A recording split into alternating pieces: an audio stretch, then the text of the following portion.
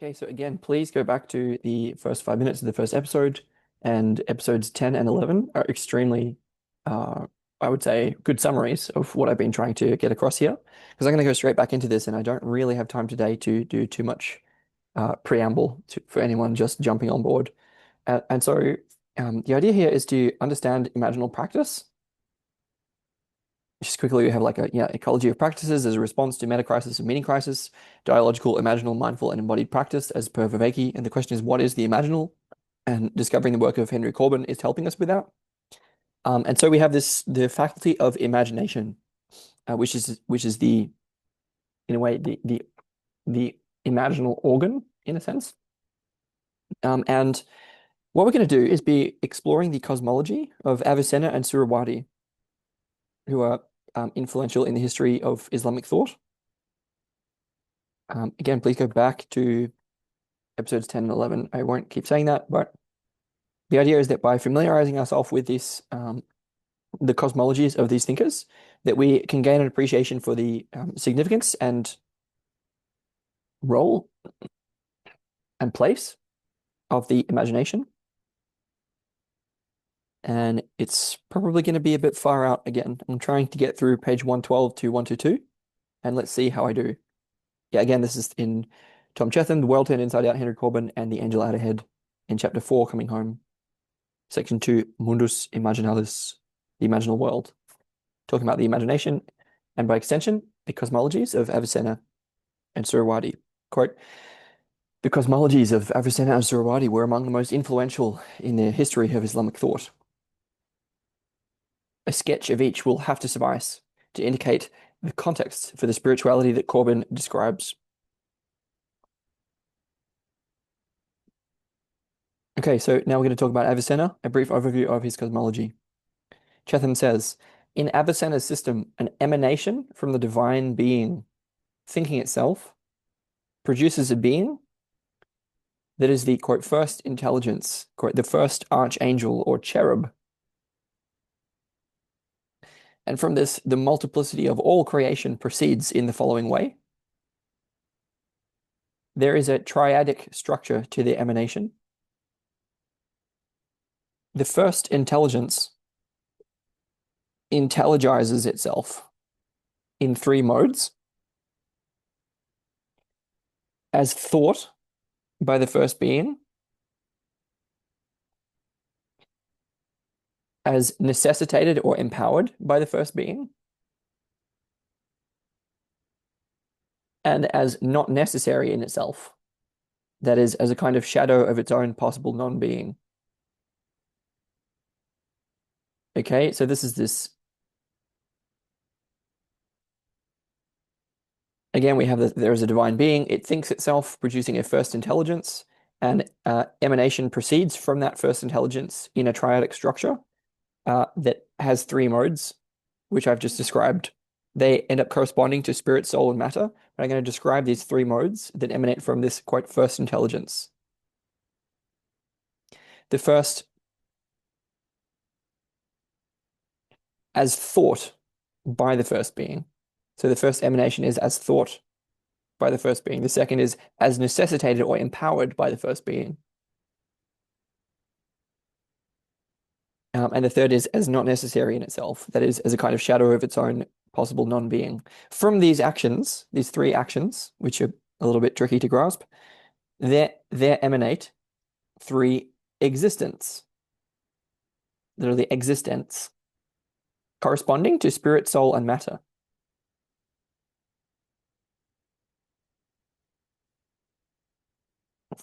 I won't get too hung up on it. We'll just go through it. Okay, so from those three actions, there emanate three existents corresponding to spirit, soul, and matter.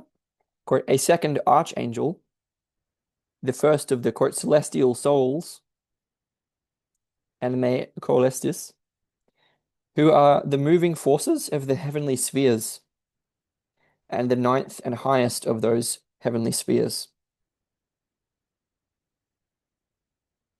Each of the successive archangels in the series this initiates is defined by a quaternity,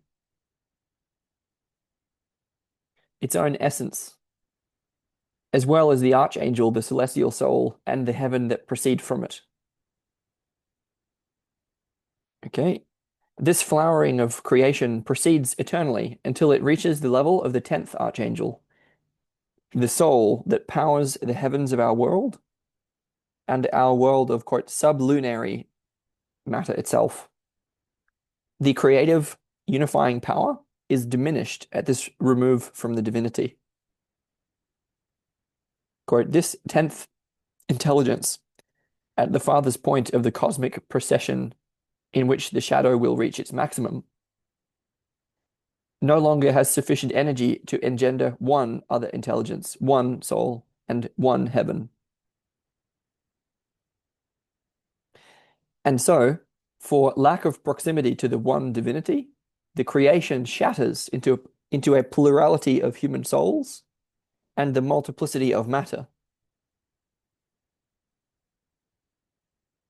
Okay, again, there's a kind of hierarchy of emanation that sort of goes down as you get further from that initial sort of divine being.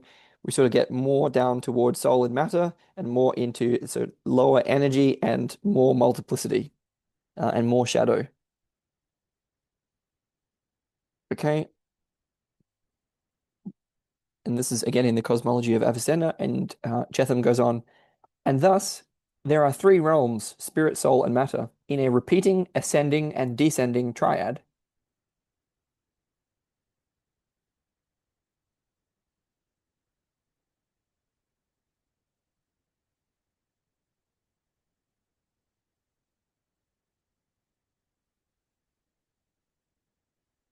And thus there are three realms, spirit, soul, and matter, in a repeating, ascending, and descending triad.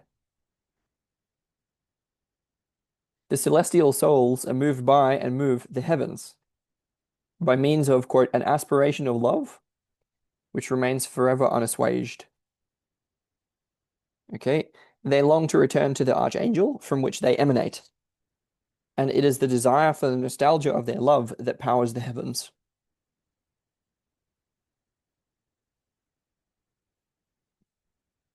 They are all strangers, and they long to return to the origin from which they descended. At each level, there is a coupling, a syzygy between the angel souls and the angel that produced them. At the levels above ours, the heavens are composed of, quote, immaterial matter, and the anima coelestis, the celestial souls, have no sensory perception, though they do live in real concrete extended space. They possess imagination in the pure state, unconstrained by the requirements of material causality. Their space is the space of the Mundus Imaginalis, the Imaginal World. Okay, so here we have a cosmology that is, again, a sort of a descending, ascending emanation from an initial divine being. And there are these intermediary beings, whether they be sort of archangels or celestial souls, that sort of inhabit this imaginal world, imaginal realm. Okay, I'm going to keep going. Quote, from the point of view of modern Faustian space, the hierarchy of the worlds, according to Suhrawardi, shares many features in common with Avicenna's. So we were talking about Avicenna, and now we're going to talk a bit about Suhrawardi. Quote, yet the cosmos of the Shaykh al-Ishraq, who I think is Suhrawardi, results from an explosion of that universe into an infinite expanse of innumerable marvelous universes. Quote, in his youth, Suhrawardi was granted an ecstatic vision in the course of which he saw the closed spiritual universe of the Aristotelians explode, quote, and was shown the multitude of those beings of light whom Hermes and Plato contemplated, and the celestial beams which are the sources of the light of glory heralded by Zarathustra. This is the transfiguring light that the Avesta calls Svarna, the Avesta being the sacred book in Zoroastrianism, and there is indeed this Xvarnah, Svarna, I don't know how to pronounce that, that is a kind of transfiguring light, which is why Corbin writes about through Suhrawardi about the man of light. It has to do with the transformative power of light and fire. Again, the episode on Persian cosmology and religion is relevant here. So this is about Suhrawardi's cosmology, and we're going to talk about this transfiguring light some more. He says, by means of this light, the first of the archangels emanates from the light of lights. The relationship between this first pair defines the archetypal relationship between the first lover and the first beloved.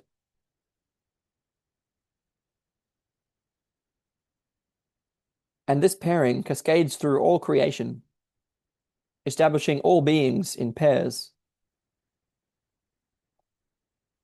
The intelligible dimensions of these beings of light come in pairs such as dominion and love, illumination and contemplation, independence and indigence or indigence, which is a state of extreme poverty or destitution. These compound with one another and, quote, by engendering each other out of their irradiations and reflections, the hypostases of light become countless in number. Again, quote, these pairs, the intelligible dimensions of these beings of light come in pairs, such as dominion and love, illumination and contemplation, independence and indigence, or indigence. These compound with one another and, quote, by engendering each other out of their irradiations and reflections, the hypostases of light become countless in number, which doesn't make any sense at all to me, anyway. This constitutes the universe of the primordial ruling lights, who proceed from each other and are the causes of each other.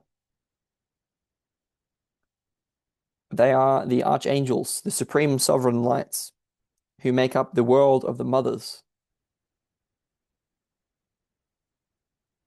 From their positive dimensions, such as dominion, active contemplation, and independence,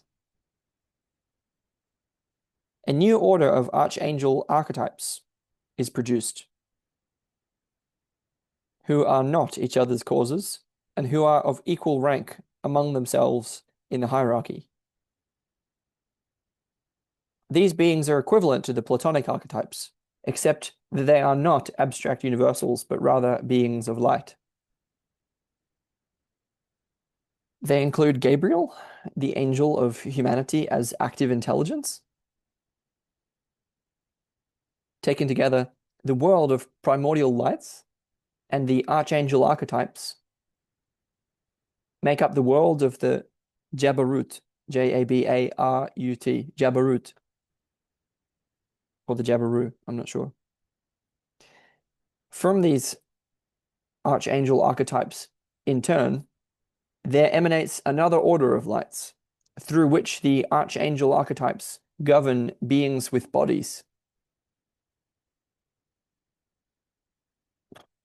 These intermediaries are the angel souls that correspond to the celestial souls, anime coelestis, of Avicenna's system. This is the world of the Malakut, or Malaku. Okay. Let's keep going. From the negative dimensions of the world of the mothers, such as dependence, passive illumination, and love as indigence. So the other side of the dualities. Earlier we were talking about positive dimensions such as dominion, active contemplation, and independence. And now we're sort of talking about the quote unquote world of the mothers, including such negative dimensions as dependence, passive illumination, and love as indigence. From these negative dimensions of the world of the mothers are produced the innumerable heavens of the fixed stars, each corresponding to one of the innumerable negative dimensions. These are composed of subtle matter and represent the materialization of the negative dimension of the beings of light. This is the world of the mulk, M-U-L-K.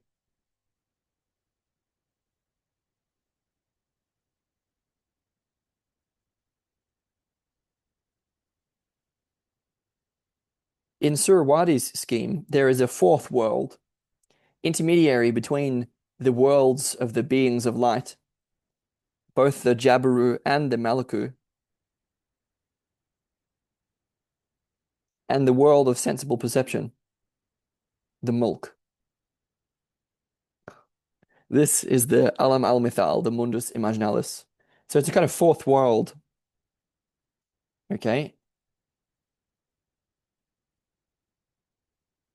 Thus, for Suhrawardi, creation is structured as a quaternity.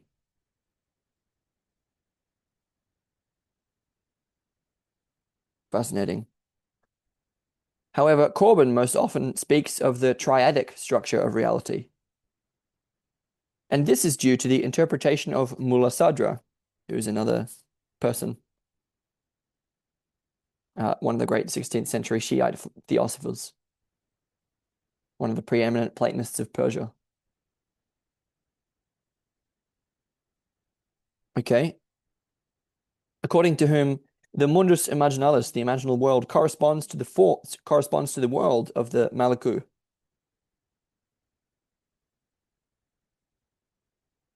Okay, this is the world of forms and images appropriate to the active imagination. It is the world where symbols are true.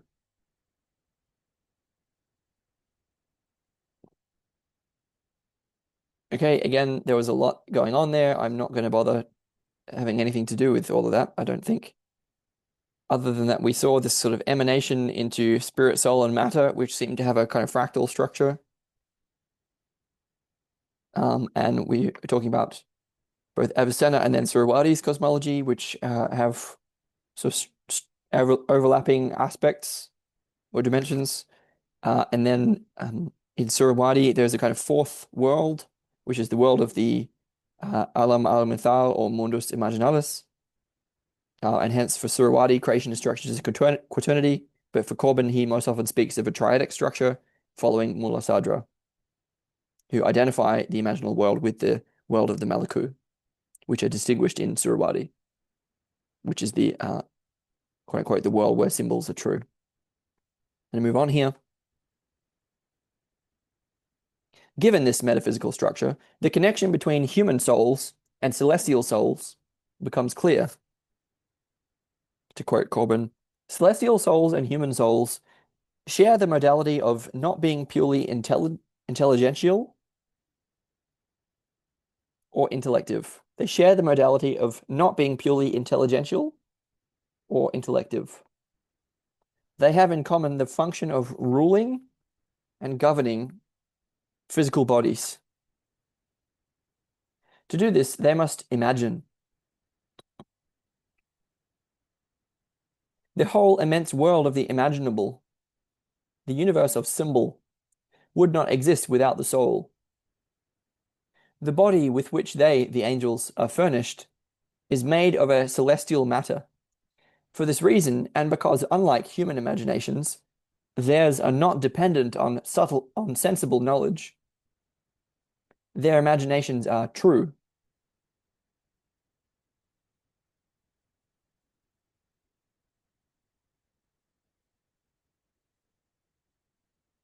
Okay. Continuing with Cheetham. To make any sense of the active imagination, to place it in its proper context, an entire cosmology is required. It will not do to attempt to stress the importance of imagination in human life by simply adding it on to a modern view of reality as a kind of appendage, and speaking naively of the importance of the role of art in our lives. It must be understood as an integral part of the whole cosmos, if there is to be any chance of grasping its full import. Without an appropriate cosmology, we are subject to illusion, error, and spiritual catastrophe.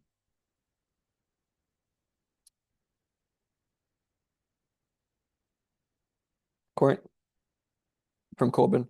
If we do not have available a cosmology whose schema can include, as does the one that belongs to our traditional philosophers, the plurality of universes in ascensional order, our imagination will remain unbalanced.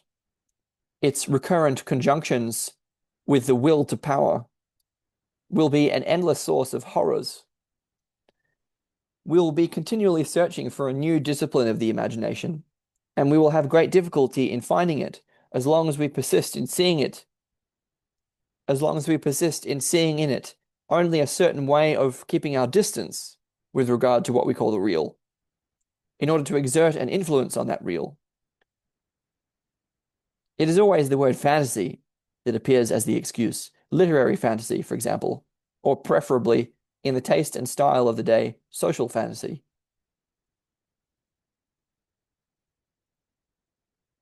Okay, so what we have here is the idea that there is an intimate connection between the faculty of the imagination and our cosmology, and that by not understanding, not appreciating the importance of cosmology, we can make significant mistakes in regard to the, let's say, proper use of the imagination.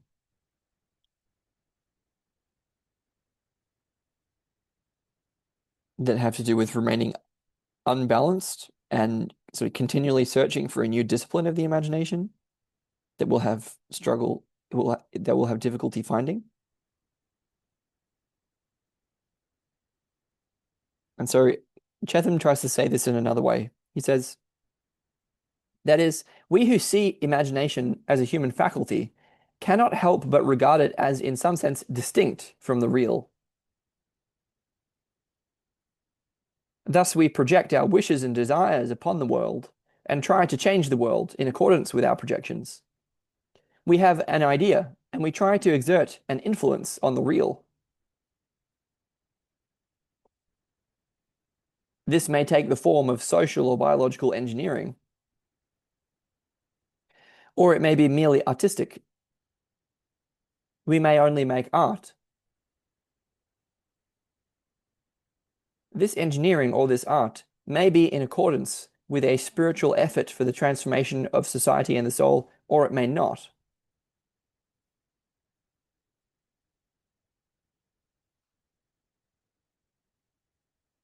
The connection between imagination and the world is extremely problematic if imagination is in us in precisely the same way that the connection between res cogitans and res extensa is unclear, if we understand thinking as something that we do. The schism is there in both cases, thought or imagination on the side of the subject, and the stuff of the world out there as objects to be pushed around willy-nilly in accordance with our desires. And in either case, the schism is in reality an illusion, since there is really nothing in us, because the subject inevitably disappears into the social, the material, and the historical. For without intellect or imagination understood as coming from a divine source beyond the ego, the only desires we can have are those forced upon us by history.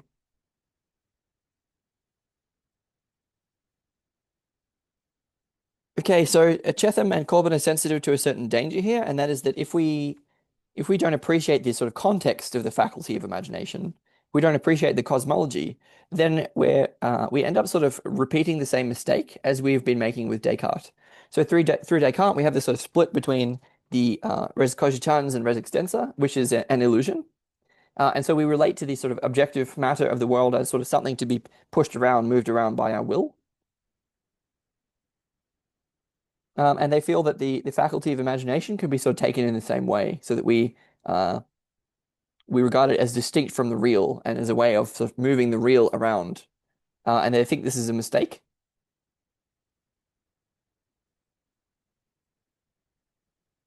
And that by contrast, what we need to do is understand that, quote, intellect or imagination, they actually come from a divine source beyond the ego.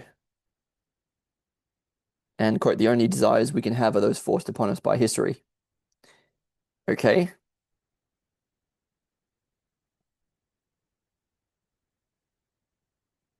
So he's speaking against an attitude of sort of designing or engineering, trying to manufacture sort of solutions.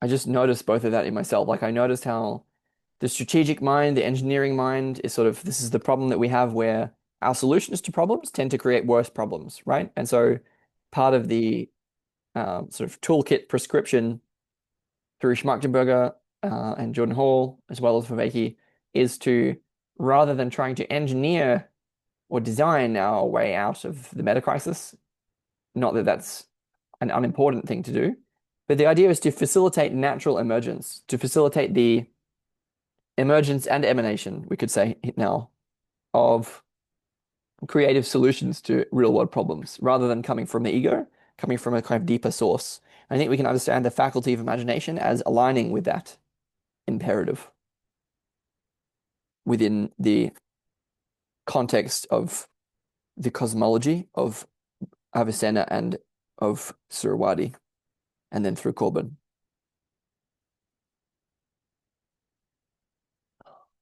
Difficult. Okay, he says Corbin decries the secularization of the arts, and by extension of any discipline of the imagination, including science, which cannot rise above the level of the merely sensible to the level of symbols, which alone are real. Even our dreams have become decadent.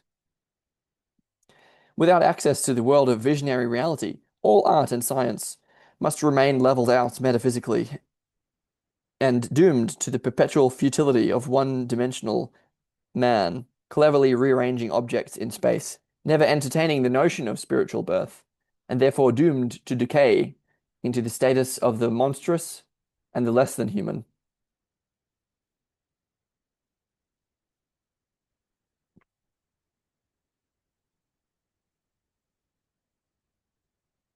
All the disciplines of the imagination, and it is hard to conceive of any human activity as being exempt, are in reality possible means of transformation of the soul and the soul of the world. But the secularization of the imagination prevents us from realizing this. Now we get a quote from Corbin, who says, it is impossible to avoid wondering whether the Mundus Imaginalis, the imaginal world, in the proper meaning of the term, would of necessity be lost and leave room only for the imaginary, if something like a secularization of the imaginal into the imaginary were not required for the fantastic, the horrible, the monstrous, the macabre, the miserable, and the absurd to triumph. I have to repeat that sentence because it's ridiculous. He says, it is impossible to avoid wondering whether the Mundus Imaginalis, in the proper meaning of the term, would of necessity be lost and leave room only for the imaginary if something like a secularization of the imaginal into the imaginary were not required. If something like a secularization of the imaginal into the imaginary were not required for the fantastic, the horrible, the monstrous, the macabre, the miserable, and the absurd to triumph.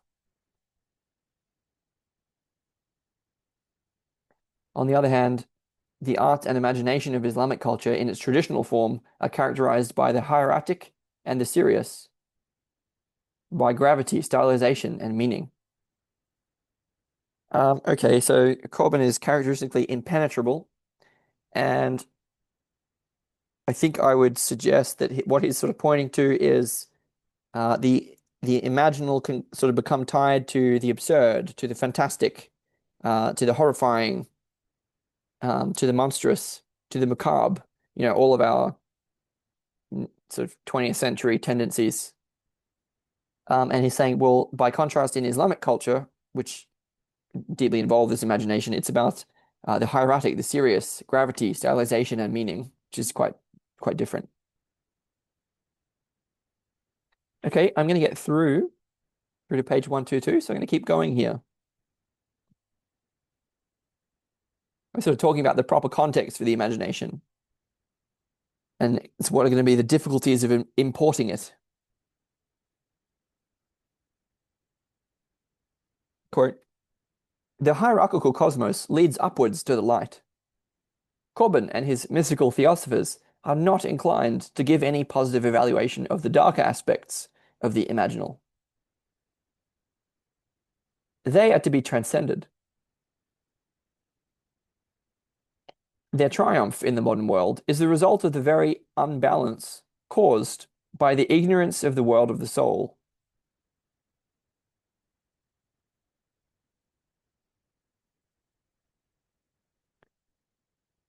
Okay, so this is the idea that the triumph of the darker aspects of the imaginal in the modern world is the result of the unbalance or imbalance caused by the ignorance of the world of the soul. Okay. Then there's a footnote about Jung, and the important point about Jung here is that obviously he became quite attuned to the world of the soul, and yet was also quite attuned to the reality of evil, or at least the darker aspects of both soul and God. And so what does Cheetham say about Jung here? So Cheetham says in the footnote, archetypal psychologists, such as Hillman, will note here a considerable difference between Corbin's essentially theological approach and that of Hillman's psychological use of the Mundus Imaginalis. Okay, so archetypal psychologists are wanting to use it psychologically, obviously. And so Hillman comments explicitly on this divergence, and Hillman says, quote, clearly, pathologizings of the image do not belong to the Mundus Imaginalis, as Corbin has given us this word. But in the soul making of actual psychotherapy, pathologizings are often the via regia, the royal road into the imaginal. The refinement of our imaginal sensibility must begin where sensibility itself begins. We have to start where we are. We have to start where we are. The refinement of our imaginal sensibility must begin where our sensibility itself begins. From the gross to the subtle is an operation, not an ontology. The ontological priority of Corbin's world is nonetheless arrived at via the operational priority of Jung's method, because we must begin where we have fallen, flat on our backs in personal pain. The difference between Jung and Corbin can be resolved by practicing Jung's technique with Corbin's vision. That is, active imagination is not for the sake of the doer and our actions in the sensible world of literal realities,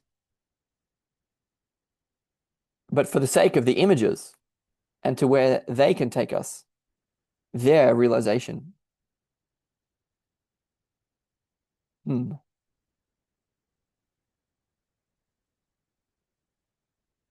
Again, that last part. The difference between Jung and Corbin can be resolved by practicing Jung's technique with Corbin's vision.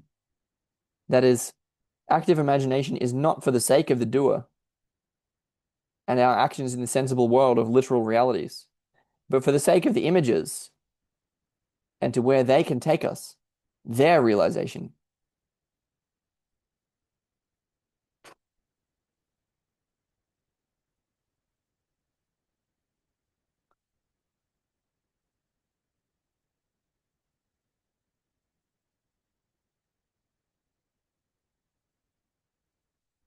Okay, this seems to me that there are many dangers inherent in that, and that Jung sort of focused on adaptation, not only starting from where we begin, but living in the world, this world, with these identities, these bodies. Feels to me important to avoid the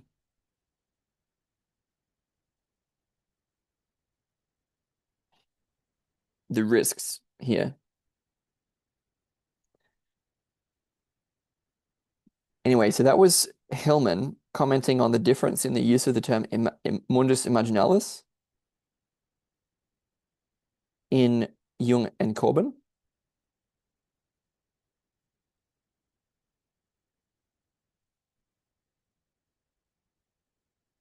And the result is that Hillman sort of suggests taking Jung's technique into Corbin's cosmology, and I'm taking issue with that because I feel that there are some profound risks that go along with that.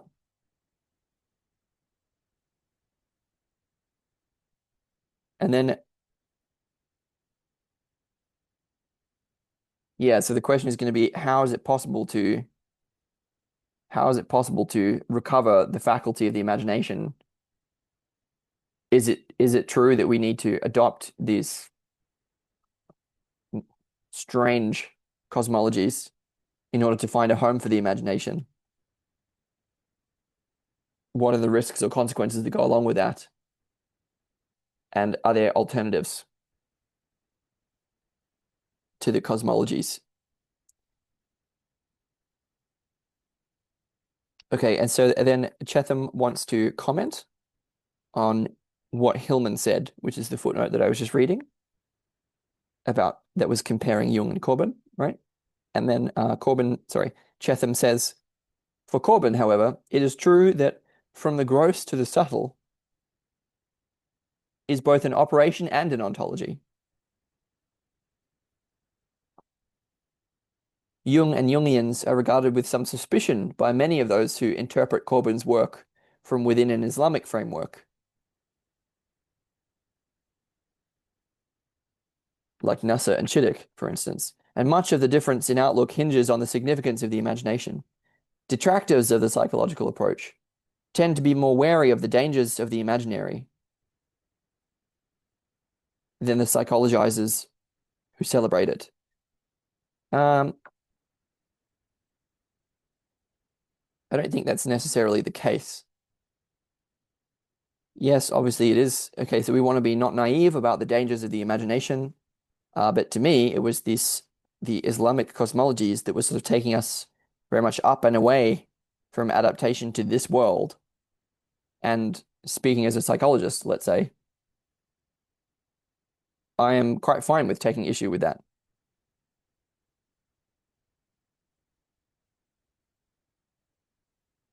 I don't know. I want to be sensitive to the balances here. So there may be value in being able to sort of move away from this world to a degree,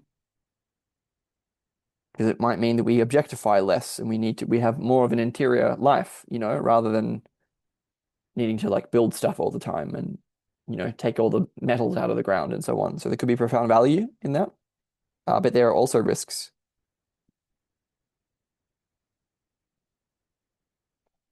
And those risks can come from these Islamic frameworks that we adopt just as much as they can come from psychologization. The devil is in the details.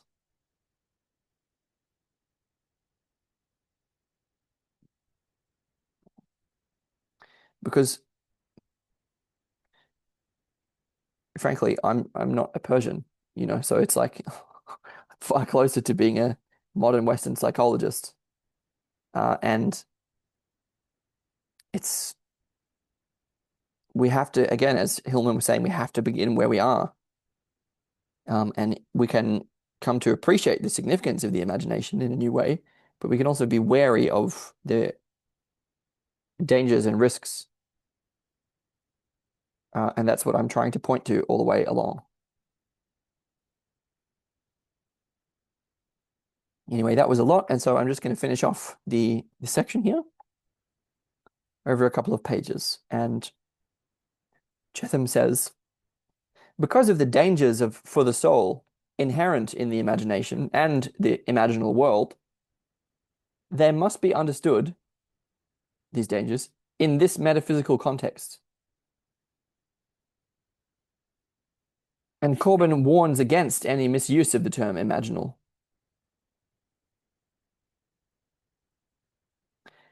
Corbin says, if this term is used to apply to anything other than the Mundus Imaginalis and the imaginal forms as they are located in the schema of the worlds which necessitate them and legitimize them, there is a great danger that the term will be degraded and its meaning be lost.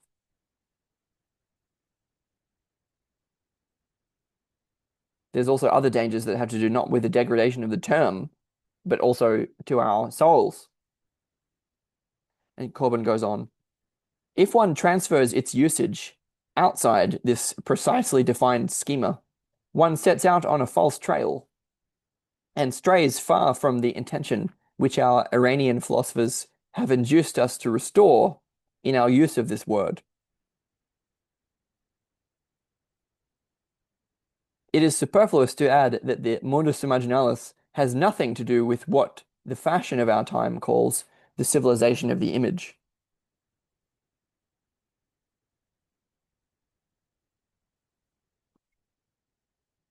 So Corbin is pointing out that there are very real consequences that stem from uh, moving away from the way that sort of Suhrawardi and Avicenna were talking about the imaginal and to uh, something that's different. And we're noticing that there are multiple dangers that have to do with misunderstanding the proper context for the Mundus Imaginalis that might have to do with its we don't realize it in the way that it could be realized, but also that there are profound dangers to the soul. And so for these people, for Corbin and Cheetham, they're sort of talking about the need to adopt the cosmology at the same time and avoid psychologizing. And there are dangers everywhere here. It's a bit of a thicket. So then Cheetham says,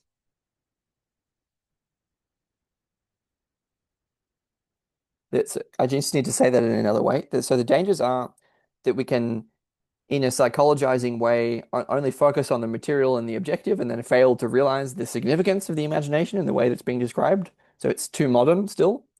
Um, there's also a danger with this kind of psychologizing is that we overvalue the imagination too much and are not conscious of its dangers, the dangers that go with it. But there are other kinds of dangers as well.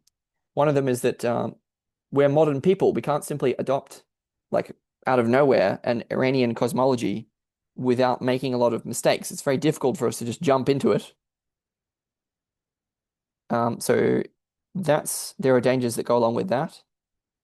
Um, there are dangers that come from misunderstanding the modus imaginalis and not being able to deploy it in an effective way or a way that may not be true to what the originators of the term were talking about, or otherwise we may not be able to deploy it in a way which is helpful or effective for us.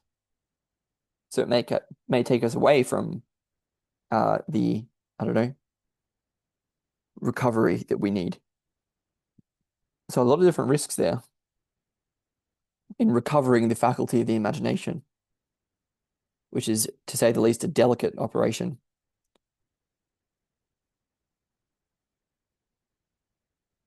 Okay. Cheetham says, the unbearable constriction of the real that accompanies the loss of the hierarchical cosmos and the realms of the imagination is impossible to underestimate.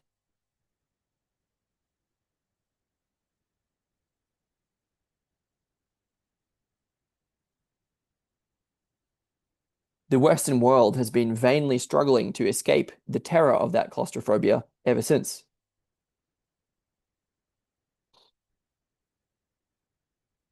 This goes a long way towards explaining our drive towards the future and towards the new world. Whether that is America, the moon, or the virtual realities of the internet. We can never, after such a loss, have enough space. Oh, that's so powerful. We're looking for space. We literally went into space to find the space that we are lacking. That's so hilarious. We literally took it literally. We actually physically went there. It's amazing.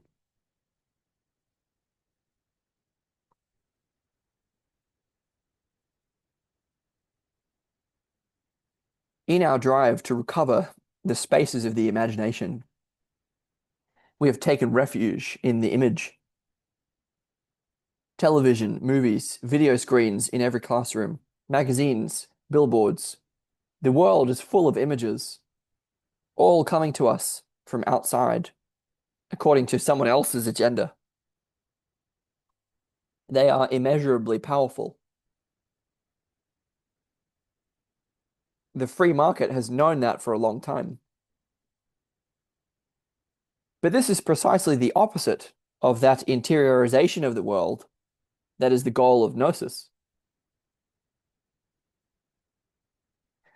It is, in fact, the latest, perhaps the last, step in the exteriorization and total objectification of the soul. We are driven to it by a kind of perverse necessity. The more we need space for the things of the soul, the more we seek images to fill the space that we no longer create for ourselves. Again, we're driven to it by a kind of perverse necessity. The more we need space for the things of the soul, the more we seek images to fill the space that we no longer create for ourselves.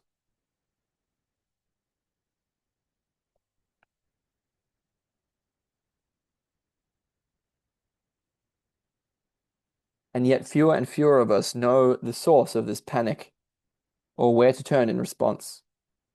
And so we continue to search for new disciplines of the imagination and are caught by each in turn, disoriented and confused in a world that will not cohere. The imagination is then a median and mediating power between the sensible and the intellectual. Without this mediation, any relationship between them is blocked, and neither can stand on its own. The lack of this mediating function is the source of the catastrophe of the spirit, which split the West. The imagination provides access to the world where, quote, the conflict between theology and philosophy, between faith and knowledge, between symbol and history, is resolved. Again, the imagination provides access to the world where the conflict between theology and philosophy, between faith and knowledge, between symbol and history, is resolved. It provides, in other words, the place for the resolution of the spirit between thought and being, subject and object, humanity and nature. It provides the only place where the soul can find a home.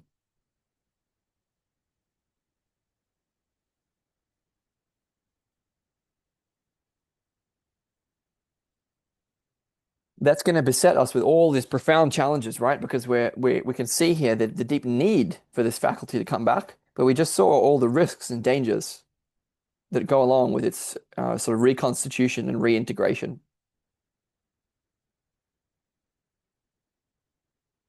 Cheetham says, finally, we must complete this discussion by indicating where to look for the crowning jewel in this cosmology, which is ultimately the source of power that links these worlds together and points out clearly the central mystery of being that runs through all of the hierarchies. In a crucial passage in which he discusses the relation of Jacob Boehm's theology to that of the mystical theosophers of Iran, Corbin makes clear that the world of intellectual forms, the Jabaru, is not merely the world of abstract understanding, as we might be misled into thinking, for it points beyond itself to something more distant yet. Quote, between the intellectual and the sensible, or expressed more precisely still, between the transcendent and hidden deity, the deitas abscondita, and the world of man, Bohm places an intermediary which he calls the sacred element, a spiritual corporeity, which represents the dwelling, the divine presence for our world. Okay. Cheetham says, this dwelling, capital D dwelling, is the soul of the world, anima mundi, and it is Bohm's equivalent to the Mundus Imaginalis.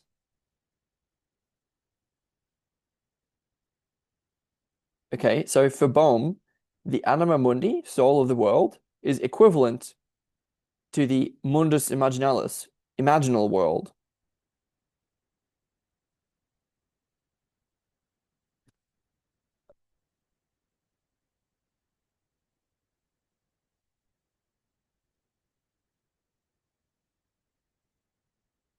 I think I know what this is getting at, but I'm going to finish with Cheetham here.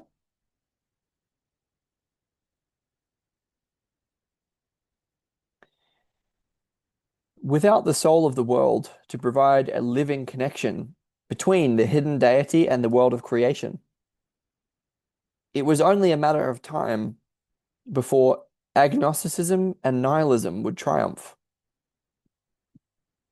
culminating in the death of God, proclaimed by Nietzsche. It is the very hiddenness of this deity, forever receding into the beyond, which provides the motive force for the upward spiral of the cosmic hierarchies.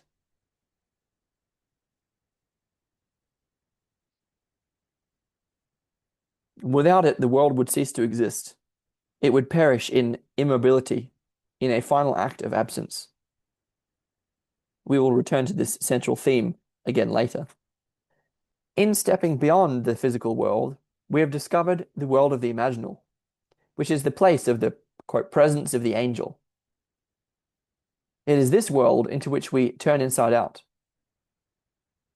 And that must be present for the spiritual birth that this signals. It is this world into which we turn inside out, and that must be present for the spiritual birth that this signals.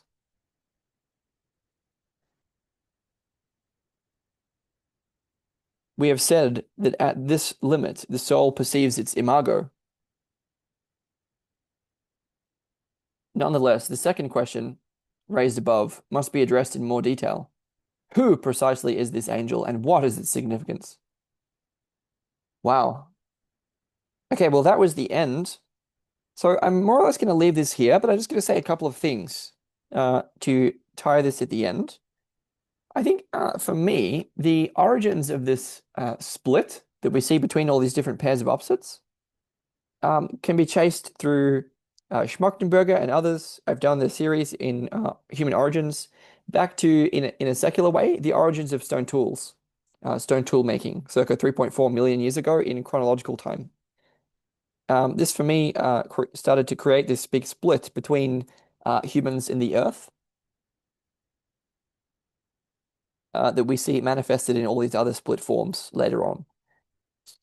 Why is that relevant? It's relevant because there's something here about the anima mundi, soul of the world, that provides it has a protective function in some way. So the idea is that it's the way I have the idea, the sense that the way to account for some of the profound risks that we see, as well as reintegrate the imagination in a way that is faithful to our own nature,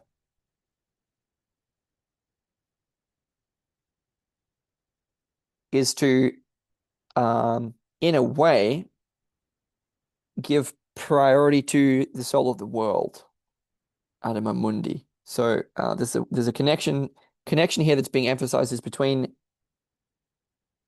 nature and culture, between what is human and the mother, the earth.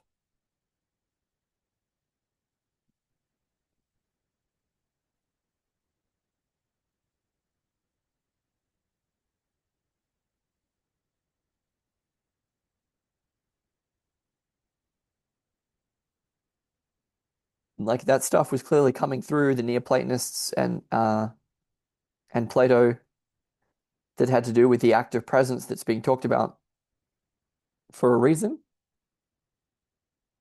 So it has a relevance.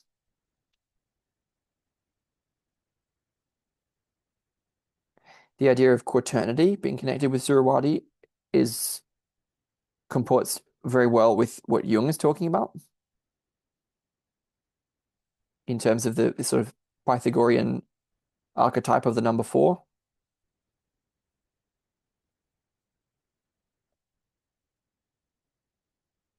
That is connected to the body, the unconscious, the void, the great mother. And so this, I don't know quite know how to express this or say this, but I do have a sense of what Bohm is getting at here. There's a way that if we can sort of emphasize what comes through nature, the imaginal in connection with the natural, the soul of the world.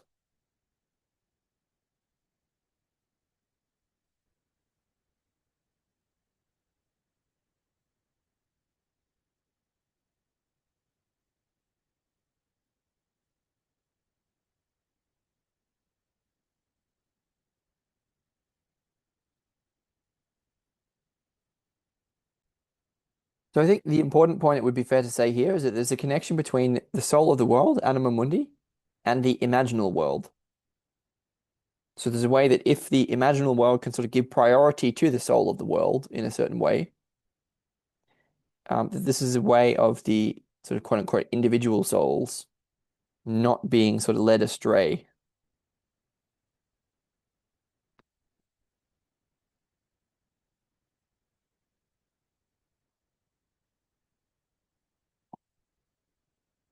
Again, Jacob Boehm becomes important.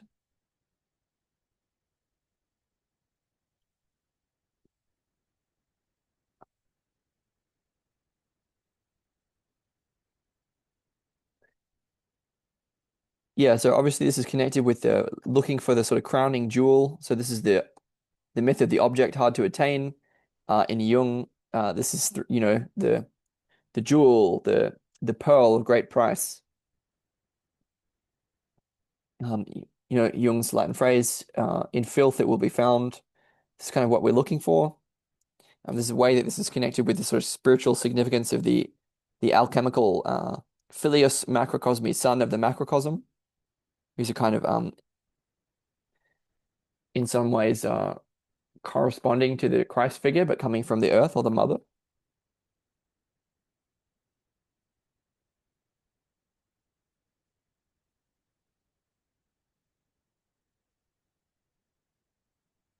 Anyway, there was also a connection here where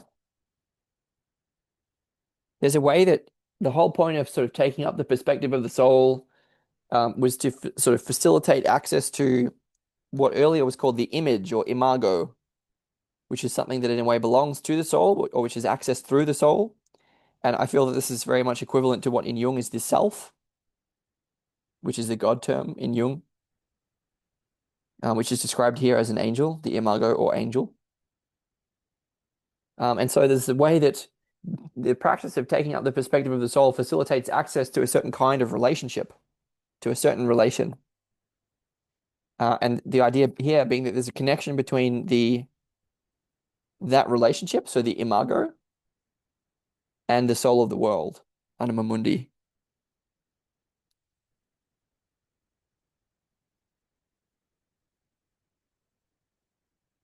And that brings us to Corbin's second question, not only the where of the place that this act of presence occurs, but then the who is that angel, this imago?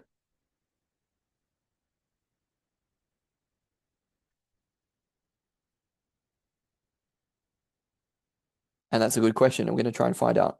But I can see clear links here to obviously to Bohm, but to Jung that can help us account for some of these risks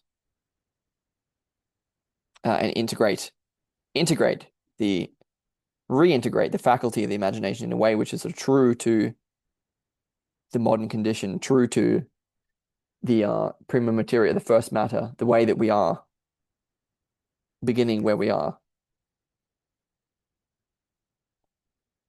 And that is connected to the significance of the soul of the world, of dwelling in the world. Heidegger writes a lot about dwelling.